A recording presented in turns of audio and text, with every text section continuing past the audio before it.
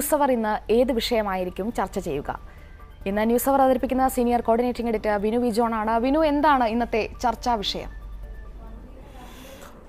സുജയ, ചർച്ചാ വിഷയം ഏതാണെന്ന് തീരുമാനിക്കുന്നതേ ഉള്ളൂ.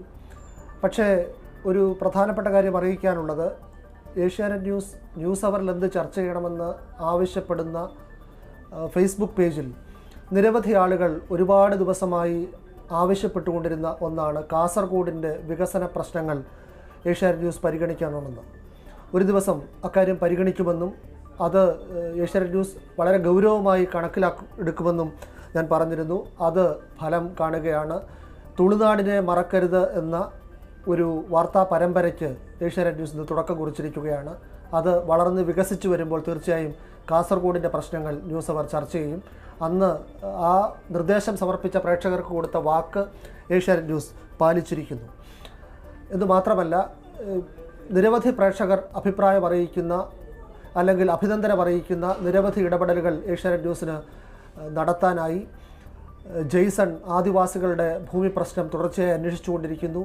നിരവധി ആളുകൾ സാമൂഹ്യ മാധ്യമങ്ങളിലൂടെ ആ ഇടപെടലിനെ പ്രശംസിക്കുന്നു. നേരിട്ട് എന്നോടും നിരവധി ആളുകൾ വിളിച്ച് ആ വാർത്താ പരമ്പര തുടരണം, അന്വേഷണം തുടരണമെന്ന് ആവശ്യപ്പെടുന്നു. അത് ആദിവാസികൾക്ക് വേണ്ടി സമൂഹത്തിൽ ആരും ഇല്ലെന്ന് എല്ലാവരും ആരോപിക്കുന്നവർക്ക് വേണ്ടിയുള്ള സാർത്ഥകമായ ഒരു ഇടപെടലായിരുന്നു.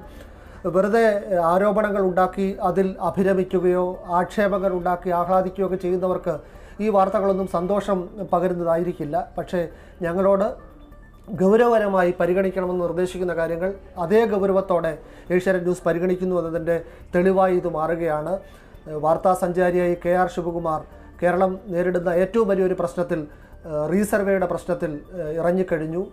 അത്തരം ഒരുപാട് കാര്യങ്ങൾ ഇന്ന് ഏഷ്യാനെറ്റ് ന്യൂസ് അവതരിപ്പിച്ചിട്ടുണ്ട്. ഒപ്പം പ്രധാന വാർത്തകളായി ഇന്ന് വന്നിട്ടുള്ളത്, റെയിൽവേ സംയുക്ത സംരംഭമുണ്ടാക്കുന്നത്, 100ാം ദിനത്തിൽ റേഡിയോ പ്രഭാഷണവുമായി പിണറായി വിജയൻ, സ്വാശ്രയ മെഡിക്കൽ കോളേജ് പ്രവേശനത്തിലുള്ള ചർച്ച, കേരള സർവകലാശാല അസിസ്റ്റന്റ് ഗ്രേഡ് നിയമന കേസിലെ കുറ്റപത്രം ഹൈക്കോടതി റദ്ദാക്കിയത്, ഇങ്ങനെ ടെലികോം മേഖലയിലെ തരംഗമാകാൻ റെയിൽസ് ജിയോ, ഈ കാര്യങ്ങളൊക്കെയാണ്. ഒരുപാട് വാർത്തകളുണ്ട്.